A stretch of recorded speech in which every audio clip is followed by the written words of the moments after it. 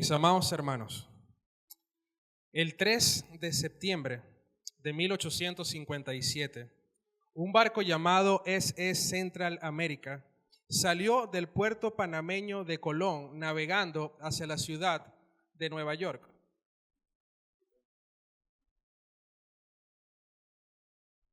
Este barco estaba cargado con toneladas de oro y tenía más de 500 pasajeros a bordo.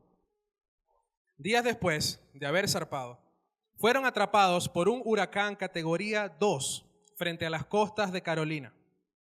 Durante varios días, los pasajeros y la tripulación lucharon desesperadamente tratando de estabilizar el barco, pero los vientos, que tenían una velocidad de hasta 170 kilómetros por hora, habían roto las velas. La caldera del barco estaba a punto de quedar inoperativa. Algunos de los hombres más ricos del mundo estaban allí y ofrecían bolsas de oro y de dinero a cualquiera que pudiera sacar el agua de la barca. Pero el oro no servía de nada contra la furia del mar. Se cuenta que en medio del ruido ensordecedor del viento y las olas que ya cubrían la cubierta, un pasajero se acercó al capitán Erdon. El capitán, o este capitán Erdon, era un capitán valiente, un veterano que cuidaba a su tripulación y a sus pasajeros. Les decía que este capitán era un hombre valiente, era un hombre con mucha experiencia y era un hombre que estaba dispuesto a cuidar a su tripulación, a los pasajeros que estaban a bordo. Este pasajero que se le acercó, con los ojos desorbitados por el pánico, por el miedo, le gritó algo como esto: capitán, ¿es que nos vas a dejar morir así? ¿Será que no puedes hacer absolutamente nada por nosotros? El capitán, con el corazón roto, se quedó en silencio, porque el capitán sí le importaba. Era su responsabilidad y su deseo, más que todo, resguardar la vida de esas personas, pero él era un simple humano. Se mantuvo en su puesto hasta el final, pero ¿saben qué? No pudo calmar absolutamente nada, ni una sola ola.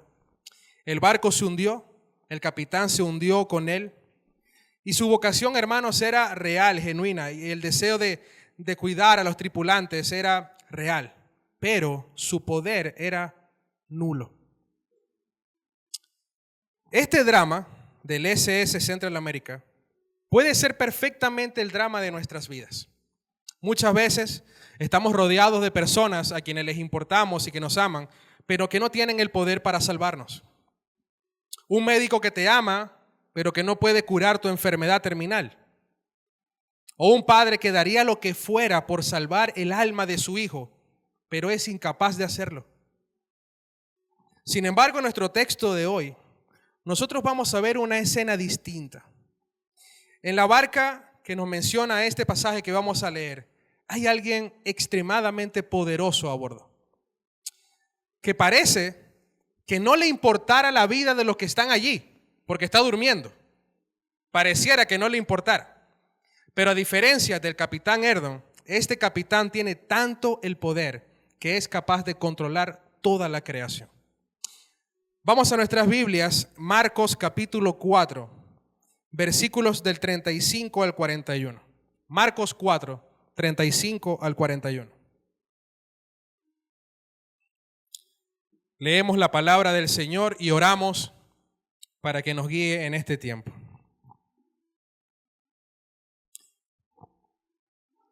Dice la palabra del Señor: ese mismo día, caída ya la tarde, Jesús les dijo: pasemos al otro lado. Despidiendo a la multitud, lo llevaron con ellos en la barca como estaba, y habían otras barcas con él. Pero se levantó una violenta tempestad, y las olas se lanzaban sobre la barca de tal manera que ya la barca se llenaba de agua. Jesús estaba en la popa, durmiendo sobre una almohadilla. Entonces lo despertaron y le dijeron: Maestro, ¿no te importa que perezcamos? Este es el título de nuestro sermón el día de hoy. Maestro, ¿no te importa que perezcamos? Jesús se levantó, reprendió al viento y dijo al mar: cálmate, sosiégate. Y el viento cesó. Y sobrevino una gran calma. Entonces les dijo: ¿por qué están atemorizados? ¿Cómo no tienen fe? Y se llenaron de gran temor y se decían unos a otros: ¿quién pues es este que aún el viento y el mar le obedecen? Vamos a orar, hermanos. Bendito Dios, te damos gracias una vez más por este tiempo. Gracias por tu iglesia. Gracias por la vida de mis hermanos, Señor. Gracias por permitirnos exponernos a tu palabra. Gracias por permitirme, Señor, poder predicarla fielmente. Te pido que puedas usar a este siervo, simple siervo, pecador, débil y frágil, para que tu palabra sea proclamada y para que tú seas glorificado, Señor. Es nuestro deseo el día de hoy, te lo pedimos en el nombre de Jesús. Amén. Amén. Hermanos, este pasaje a simple vista nos deja ver algo potente que todo creyente debe tener en sus mentes a lo largo de su vida en el Señor. Los discípulos habían seguido a Jesús, estaban con Él, habían oído sus enseñanzas y ellos estaban poco a poco siendo moldeados por el Señor, que era su maestro. Sin embargo, eso no los eximió de pasar por una prueba tan angustiante y tan desesperante como esa. Y hermanos, en nuestra vida, créanme, vamos a tener pruebas extremadamente fuertes. Y esas pruebas nos ayudarán no solamente a moldear nuestro carácter, sino que nos ayudarán como propósito principal a ver la gloria de Dios. Y esto nos enseña en primera línea lo que yo quiero que hoy tengamos en nuestra mente y lo que es nuestro argumento que va a aparecer allí en pantalla. Nuestra paz, escuchen, nuestra paz no depende de la ausencia de problemas, sino de quién está a nuestro lado. Nuestra paz no depende de la ausencia de problemas, sino de quién está a nuestro lado. Ahora bien, en medio de esos problemas, nuestro carácter y nuestra madurez o inmadurez va a salir a flote, indudablemente. Nuestra fe va a ser puesta a prueba en esos momentos difíciles. Y eso es justamente lo que nos va a mostrar el texto y por eso lo vamos a dividir en dos partes. Vamos a ver del versículo 35 al 38, la tormenta que revela fragilidad. Y del versículo 39 al 41, la presencia que revela seguridad. Vamos a dividir nuestro texto en esas dos partes. Mis hermanos, la trama del texto es clara. Jesús y sus discípulos están en una barca en la ribera occidental del mar de Galilea y Jesús les dice en el versículo 35, pasemos al otro lado. Eso fue la orden de Jesús, quiero ir hacia el otro lado. El propósito de Jesús para ir al otro lado era tratar de tener un poco de descanso de toda esa multitud que venía a él, porque en el otro lado no había grandes ciudades y por ende no había tantas personas. Eso está pasando, recordemos, en el mismo día que Jesús había hecho milagros, había hecho sanidades, que expulsado demonios y que Jesús había enseñado también. Lo más lógico sería pensar que el maestro estaba realmente cansado, ¿verdad que sí? Bueno, pero pastor, ¿Dios se cansa? ¿Cómo Dios va a descansar? Mis hermanos, no olvidemos algo importante. Mientras Jesús estuvo aquí en la tierra, recordemos que Él era 100% Dios, pero que era 100% hombre también. Es decir, Jesús sentía hambre, Jesús sentía angustia, Jesús sentía tristeza. Por supuesto, Jesús también sentía cansancio, se agotaba. Así que sí, Él estaba realmente agotado y por eso estaba durmiendo en la barca. Sin embargo, en medio del descanso, hermanos, su soberanía no se apaga, porque como Dios, Él sigue estando al control de absolutamente todo lo que ocurre en el universo. En ese momento los discípulos que venían de una enseñanza teórica, poderosa, reveladora, iban a entrar en la práctica. Recordemos que hace nada Jesús estaba enseñando a sus discípulos acerca, o en parábolas, usando parábolas acerca del reino de Dios. ¿Recuerdan? La semana pasada predicamos algo sobre eso. Jesús enseñaba que el reino de Dios tiene un poder intrínseco. La semilla crece sola, el grano de mostaza, ¿recuerdan? Bueno, pero ahora, en la barca, Jesús va a pasar de esa teoría a la práctica. La tormenta es la aplicación de esa enseñanza anterior. Los discípulos habían oído, habían sido instruidos acerca del reino, pero ahora van a ver a ese rey en acción. Ahora van a ver cuál es el poder de ese rey que les enseñaba. Esa fe que se mencionó en la parábola de los terrenos, ahora es puesta a prueba. Y a partir de este texto, y lo que viene por delante, dicho sea de paso, como ya Jesús había hecho anteriormente, lo que él va a resaltar es una cosa: su autoridad y su poder sobre todo lo que existe. Recordemos que el primer segmento macro del libro de Marcos se está planteando la pregunta de quién es este. ¿Recuerdan? Toda la primera parte de Marcos van a escuchar, o van a ver, mejor dicho, personas preguntando: ¿quién es este? ¿Quién es este que hace esto, que expulsa demonios? ¿Quién es este que limpia? ¿Quién es este que puede curar a un leproso? ¿Quién es este que expulsa demonios? ¿Quién es este? Así se plantea la pregunta. Vamos a verla varias veces a lo largo de la primera parte del libro de Marcos. De hecho, al final de nuestro texto, el día de hoy, los discípulos se preguntan eso: ¿quién es este? Así que lo que Jesús hace en este texto y en lo que están por venir de manera general, por supuesto, es mostrar su autoridad y su poder sobre todas las cosas.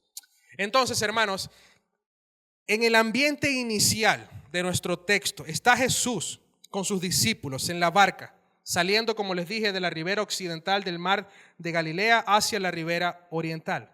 Pero mientras ellos están en la barca, ocurre el conflicto de esta historia. Dice el verso 37. Pero se levantó una violenta tempestad y las olas se lanzaban sobre la barca de tal manera que ya la barca se llenaba de agua. Y el conflicto para los discípulos no es solamente eso, porque dice el versículo 38, y aquí se empeora la cosa mucho más. Dice: Jesús estaba en la popa durmiendo sobre una almohadilla. Estaba ocurriendo una tormenta gigantesca y cuando ellos voltean a ver a quién podía salvarlo, está dormido. Imagínense los discípulos en medio de un problemón tan grande, volteando a ver a Jesús, a ver cómo podía ayudar, cómo podía salvarlos, y está dormido. Y me atrevo a decir profundamente dormido, porque el cansancio que debía tener no debió haber sido normal después de todas las cosas que él había hecho. Si nosotros nos sentimos cansados luego de un domingo de venir a predicar, no me quiero imaginar a Jesús en ese momento, luego de haber hecho todo lo que hizo. Pero hermanos, quisiera que tuviéramos algo en cuenta. Y algo importante: Jesús no estaba dormido por capricho. Jesús no estaba dormido pensando: yo voy a dormir para enseñarle algo a estos discípulos. Hermanos, entendamos algo: Jesús estaba dormido de verdad, verdad. Él estaba cansado y se acostó a dormir, pero seguía teniendo el control de todo. Su soberanía estaba activa, como sigue estando activa el día de hoy, a pesar de estar dormido. Entonces, imaginemos a los discípulos angustiados por la tormenta, yendo al maestro y encontrando una aparente indiferencia. ¿Qué reveló este caos en los discípulos? Bueno, vamos a ver tres realidades que el texto nos presenta en este tramo y le he puesto título a las tres. Número 1, la obediencia que no asegura ausencia de problemas. Notemos que la tormenta no los alcanzó por estar en pecado, no los alcanzó por estar en desobediencia, como es el caso de Jonás. Aquí no es así, sino por estar en obediencia. Jesús fue el que dio la orden. Él les dijo: vamos a pasar al otro lado, y ellos obedecieron y siguieron la voz del maestro.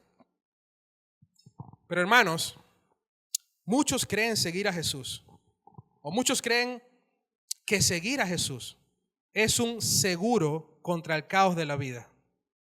Y esto es una manera incorrecta de venir a Jesús. A veces es Jesús mismo quien nos guía directamente a la tormenta.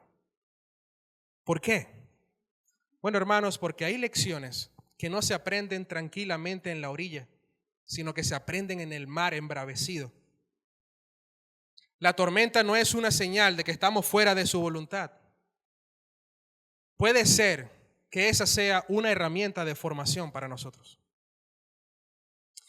Número 2, el límite de la capacidad humana. Marcos nos dice que se levantó una violenta tempestad. Veamos algo. Aquí, en este grupo, había pescadores profesionales.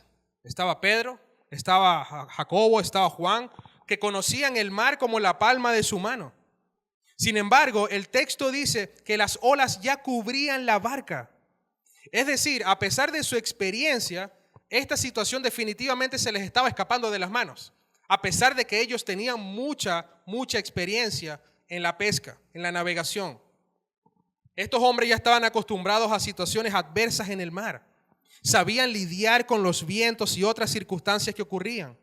Pero esa tormenta era algo con lo que ellos nunca habían lidiado. Era algo demasiado grande para ellos. Tanto así que ellos pensaban que esa tormenta iba a acabar con sus vidas. Estaban realmente nerviosos, temerosos.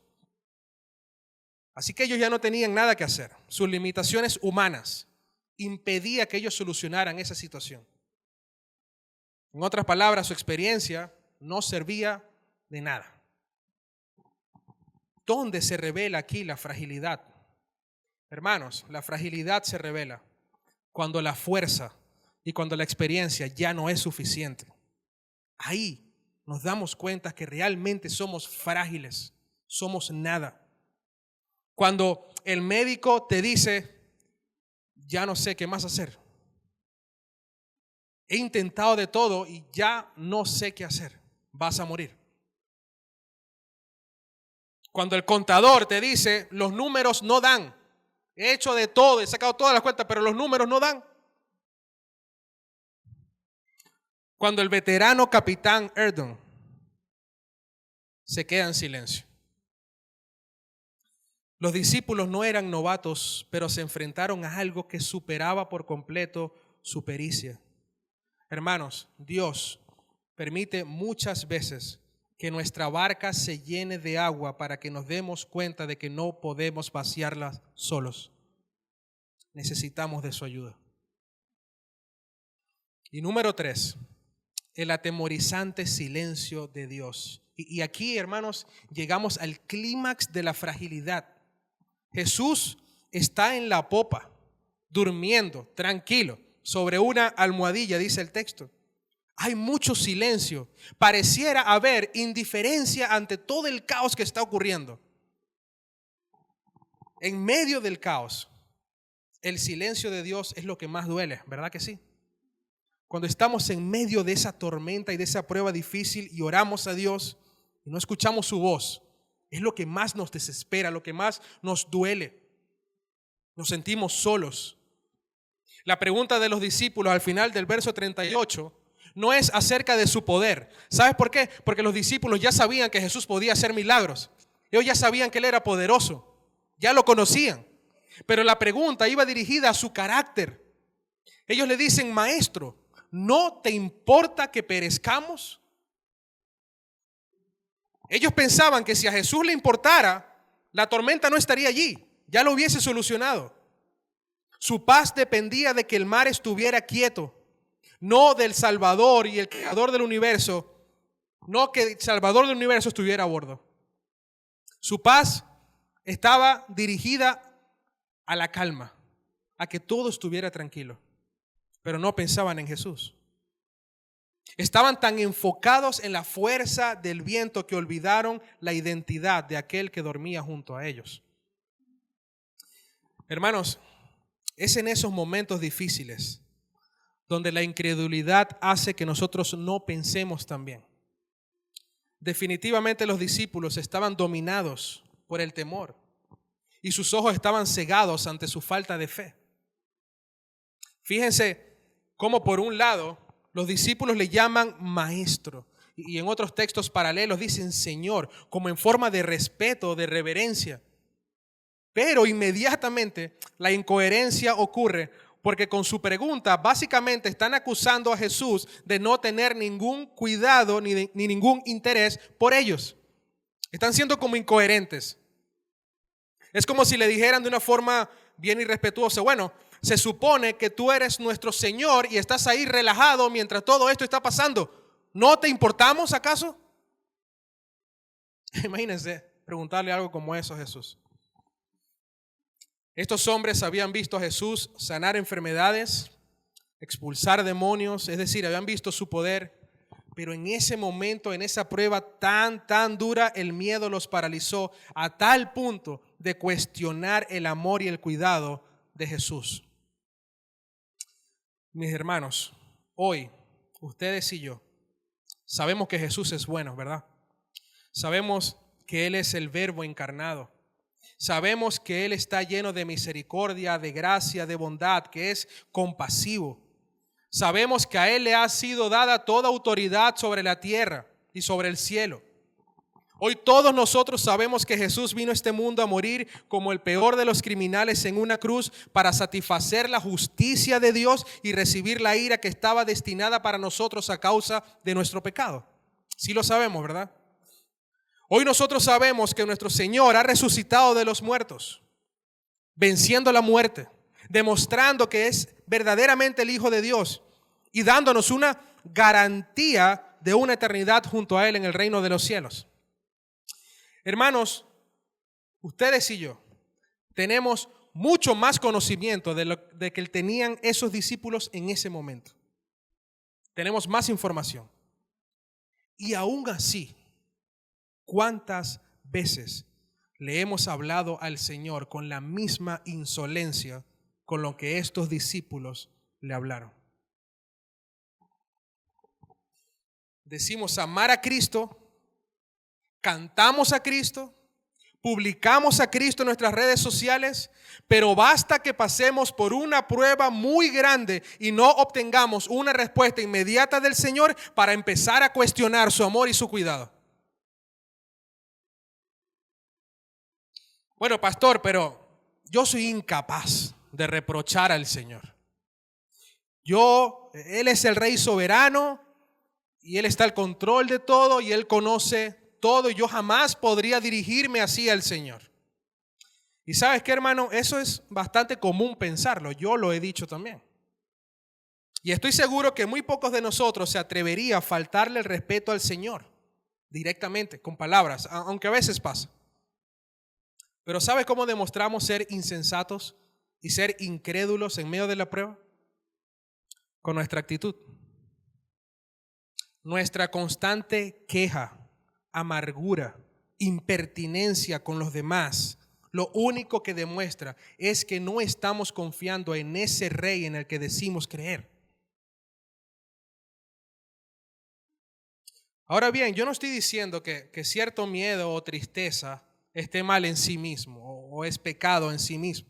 Porque si al caso vamos, cuando el Señor Jesús estaba en el huerto de Getsemaní orando al Padre, Él le decía que su alma estaba angustiada. ¿Recuerdan? Que su corazón estaba turbado. La tristeza no es pecado. Sentir temor no es pecado. Pecado es qué hacemos en medio de la tristeza y en medio de ese temor. Cómo nos comportemos en medio de la gran tormenta es lo que va a determinar si pecamos o no, si confiamos verdaderamente en el Señor o no. En este caso, los discípulos estaban dominados completamente por el temor y eso los llevó a dirigirse al Señor de una manera totalmente incorrecta y desubicada. Estaban aterrados porque porque Jesús parecía impotente, como el capitán Erdon de quien hablábamos al principio. Parecía que Jesús no podía hacer nada, o peor aún, no quería hacer nada. Pero el silencio de Dios nunca, hermanos, debe interpretarse como su ausencia, jamás. Porque si Dios ha dicho estar con nosotros hasta el fin del mundo, es porque así es. Luego Jesús se levanta y en este punto los discípulos están a punto de experimentar algo extraordinario. Y esto nos lleva a la segunda parte de nuestro sermón, versículo 39. Jesús se levantó ¿y qué hizo? Reprendió al viento y dijo al mar, 2 palabras, cálmate, sosiégate. ¿Y qué ocurrió? El viento cesó y sobrevino una gran calma. Hermanos, el Hijo de Dios que dormía se levantó sin ninguna agitación aparente, escuchando la angustia, el desespero de sus discípulos. Y cuando eso pasó, Él no fue a buscar un balde para empezar a sacar agua del barco. Él no fue a ver dónde el barco estaba roto, a ver si Él podía repararlo, porque Él era carpintero. Pudo haberlo hecho. Tampoco hizo una especie de conjuro o de hechizo para ir calmando la tormenta. Tampoco oró al Padre para pedirle que Él solucionara la situación. Jesús fue directo a la tormenta y le dijo, cálmate. Y con solo abrir su boca y dar una orden a la naturaleza fue suficiente. Yo me imagino, hermanos, la cara de los discípulos en ese momento avergonzados por dudar. Jesús usó el mismo poder de su boca que usaba para reprender a los demonios, para echar fuera las enfermedades. Para Jesús, una tormenta no es un problema indomable. Para Jesús, una tormenta es una criatura que debe obedecer y rendirse ante su Creador. Y no de manera progresiva. Y aquí vemos otro milagro en el texto, porque no es de manera progresiva, como es normal que veamos cuando una tormenta cede. O sea, lo normal es que la tormenta vaya cediendo y que el mar poco a poco se vaya calmando, pero este no es el caso. Aquí no ocurrió así, sino que de forma inmediata el mar se calmó. Fue un milagro sorprendente, extraordinario.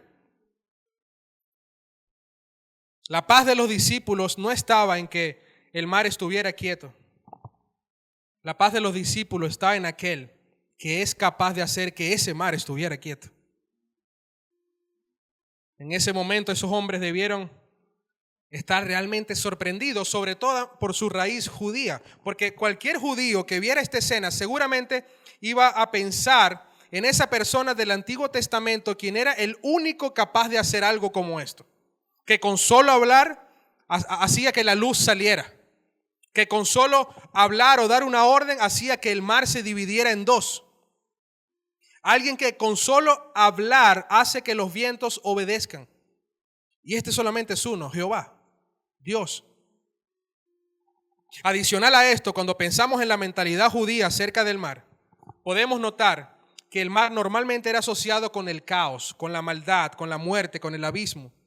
Los judíos pensaban que el mar era indomable y en términos espirituales se relacionaba con la maldad. Así lo veían. Y lo que están viendo estos hombres es que Jesús puede dominar perfecta y completamente ese mar, esa maldad, ese caos. Entonces en la mente de los judíos podía estar la pregunta: ¿será este hombre el Dios de las Escrituras que conocemos del Antiguo Testamento? ¿Será este hombre el Dios? Porque no hay más nadie que pueda hacer algo como esto. Lo que los discípulos estaban viendo justo en ese momento era al Dios de las Escrituras, mostrando la majestad de su autoridad. Verso 40. Entonces les dijo Jesús: ¿por qué están atemorizados? ¿Cómo no tienen fe? Imagínense, yo no puedo dejar de pensar en los discípulos. Entonces Jesús parándose, haciendo esto, y luego que todo se calmó en un segundo, se voltea y le dice: ¿por qué están atemorizados? ¿Cómo no tienen fe? Con esta pregunta Jesús estaba revelando la falta de fe de estos hombres, quienes en medio de su incredulidad se acercaron a Jesús haciendo una pregunta insolente y desubicada. ¿No te importa que perezcamos? En otra palabra, ¿será, Señor, que no te importamos? Sabes, hermano, si a Jesús no le importara, piensa en esto, si a Jesús no le importara, Él no estaría ahí en la barca. Él no estaría ahí en ese momento. El hecho de que esté ahí en la barca como un ser humano y no sentado en su trono gobernando desde los cielos es una muestra de que definitivamente sí le importa. Con esas preguntas Jesús les está dejando ver a sus discípulos que su problema no es la tormenta, su problema es el corazón, su fe. Porque tenerlo a Él en la barca y tener miedo desmedido es una contradicción de fe. No existe. Amados hermanos, estar en medio de la tempestad con un temor desmedido no es coherente con la fe que decimos tener en Cristo. No lo es. Porque como dicen las Escrituras, si Dios está con nosotros, ¿quién contra nosotros? Si el Señor está a nuestro lado, pueden pasar 1000 tormentas, millones de tormentas, pero es Él en medio de todo ese caos quien nos sostiene y quien nos lleva a puerto seguro. ¿Cómo es entonces que no tenemos fe? ¿Qué tan soberbios podemos ser? ¿Qué tan locos podemos ser para no tener fe ante una persona con tal majestad? Esa es la pregunta que el Señor le hacía a estos hombres. Jesús vincula directamente el miedo excesivo con la ausencia de fe. La fe no es creer que no habrá tormentas. Eso no es fe. La fe es creer que incluso en la tormenta Jesús sigue siendo Rey y Señor. Nuestra seguridad no es la ausencia de peligro, es la presencia de Dios. Esa es nuestra seguridad. El problema es, como ya dijimos, que en medio de todo el caos, hermanos, nosotros olvidamos por completo nuestra buena teología. La olvidamos. Nos olvidamos de todo. Nos olvidamos de ese Dios que ha demostrado tantas veces ser el Dios todopoderoso. Lo olvidamos. El problema no son las circunstancias de la vida, lo que nos sucede, las adversidades, los problemas, no. El problema radica en nuestro corazón, en la falta de fe. Caemos en incredulidad muy fácilmente cuando la situación aprieta, cuando nos estamos quedando sin dinero, cuando la enfermedad avanza, cuando no escuchamos la voz de Dios. Qué fácil es para nosotros desconfiar. Qué fácil es para nosotros olvidarnos de Dios. Pregúntate, hermano, en este momento, aquí sentado donde estás, pregúntate, ¿dónde está mi fe? ¿Dónde está? Pero cuando llegue ese momento difícil, cuando llegue esa prueba que pareciera que no aguantas, que no puedes soportar, pregúntate de nuevo, ¿dónde está mi fe? ¿Dónde está? En ese momento difícil, la pregunta que debemos hacernos no es, ¿al Señor le importa esto que me está pasando? Esa no es la pregunta correcta. Eso es lo que hicieron los discípulos. La pregunta más bien debería ser algo como, ¿qué puedo aprender yo de esto? ¿Cómo Dios es glorificado en medio de esto? Hermanos, hay una necesidad clara en medio de las pruebas, y es que nuestra fe crezca. Porque al final de todo, ya nosotros sabemos que el hecho de que Jesús haya venido a este mundo demuestra que a Él sí le importa nuestra situación, las adversidades que atravesamos, las luchas internas tan fuertes que tenemos, el dolor físico que podemos tener a causa de una gran enfermedad. Hermanos, a Él le importa y mucho. Tanto así que sentado en el trono de su gloria, lleno de majestad, siendo servido por ángeles, con autoridad absoluta y dominio sobre todo el universo, vio nuestra condición, vio nuestra miseria, vio nuestras cadenas, vio cómo sufríamos y nos hundíamos cada vez más en el hoyo de la condenación, y aún así decidió despojarse de toda su gloria, no considerando ser igual a Dios, para tomar forma de siervo, haciéndose semejante a los hombres y humillándose hasta la muerte y muerte de cruz, pasando por burlas, desprecios, blasfemias, golpes, hasta ser colgado en un madero, derramando toda la sangre de su cuerpo, y todo esto para glorificar a Dios por el amor que nos tuvo. Hermanos, es evidente que a Jesús sí le importa. Sí le importa. Los discípulos estaban notando el dominio de Jesús sobre el caos, pero mis hermanos, eso era solamente una sombra de lo que habría de venir. Porque Jesús ha venido a vencer todas las fuerzas del caos: el pecado, la enfermedad, los demonios, la muerte. Calmar la tormenta es un tráiler, o es un anticipo de su victoria final. El mismo poder que apacentó el mar es el mismo que rompió las cadenas de la muerte. Y es por eso que tú y yo podemos tener la certeza indiscutible de la seguridad de nuestra vida. Hoy tú y yo podemos estar seguros del argumento que planteamos al principio. Nuestra paz no depende de la ausencia de problemas, sino de quién está a nuestro lado. En vez de temer a las circunstancias difíciles de la vida, debemos temer a aquel que con solo hablar, que con solo abrir su boca, toda la creación se rinde y le obedece. Y así termina nuestro pasaje de hoy, verso 41. Y se llenaron de gran temor y se decían unos a otros: ¿quién pues es este que aún el viento y el mar le obedecen? Hermanos, fíjense en la reacción final de los discípulos. Ellos tenían miedo de todo el caos, ahora pasan a tener un gran temor por alguien, por una persona. Marcos nos dice que cuando el mar quedó en total calma y el viento se extinguió por completo, ellos no se pusieron felices y celebraron chocando sus manos, ni suspiraron de alivios porque ahora sí todo está en calma, porque ahora no van a morir. El texto dice que se llenaron de gran temor, cambiaron la perspectiva. Antes tenían miedo a la muerte, al caos, a las olas, pero ahora tienen un gran temor ante la majestad del Señor Jesús. Han descubierto que lo más imponente en esa barca no era la fuerza de la tempestad, era la identidad de aquel que estaba durmiendo en la popa, en una almohadilla. Se preguntaban, ¿quién pues es este?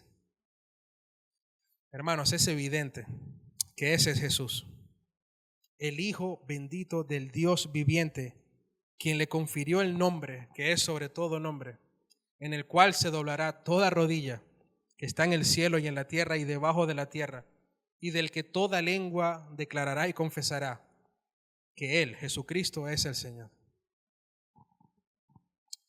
Para ir concluyendo, hermanos, al principio nosotros recordábamos, o hablábamos, mejor dicho, del capitán Erdon y del trágico hundimiento que ocurrió con el SS Central America. Este hombre amaba a su tripulación, pero su poder era nulo, se hundió con ellos. Pero hoy nosotros hemos visto a un capitán diferente. Hemos visto a aquel que, número uno, tiene el poder, porque su voz es la voz del Creador. Y en segundo lugar, que tiene el cuidado, porque su sacrificio en la cruz es la prueba final de que nuestra vida le importa más que la suya propia.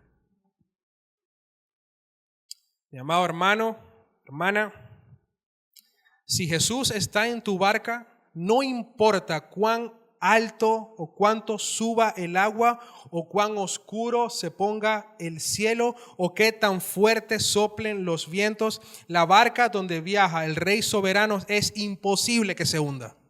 Imposible. Así que hoy, al salir de aquí, ¿sabes qué? Quizás tus problemas continúen. Quizás tu problema económico siga ahí. Quizás el diagnóstico médico siga ahí y sigues con tu dolor, no haya cambiado nada. Quizás la tormenta familiar siga allí o continúe. Pero si has reconocido quién es Él, tu paz ya no dependerá de que todo se calme y se solucione, sino de que Jesús está a tu lado en medio de ese caos. Él no es solo un maestro que da buenos consejos. Él es el Dios que reprende al viento y el viento se calla. Confía en su presencia, descansa en su soberanía y maravíllate ante su gran majestad. Amén. Vamos a orar. Señor, tú eres bueno. Tú eres grande, Señor. Tú eres hermoso, maravilloso, omnipotente, todopoderoso. Tuya es la gloria, Señor. Tuya es la honra por los siglos de los siglos. Gracias, Señor, porque pasajes como estos nos dejan ver tu gran majestad, porque pasajes como estos nos dejan ver tu gran poder. Gracias, Señor, y te pedimos perdón por nuestra incredulidad. Te pedimos perdón porque ciertamente en las pruebas más difíciles de nuestra vida nosotros nos cegamos. Te pedimos perdón, Señor, por faltar el respeto. Te pedimos, Señor, por no pensar más allá de lo que estamos viviendo. Hoy entendemos que lo más importante es que tú seas glorificado, Señor. De eso se trata, no de nosotros, se trata de ti. Ayúdanos a que esta verdad se haga carne en nuestro corazón y que podamos vivir teniendo esto en nuestra mente día a día. Te adoramos, Señor, y te damos la gloria. Gracias una vez más. Te oramos en el nombre de Jesús. Amén.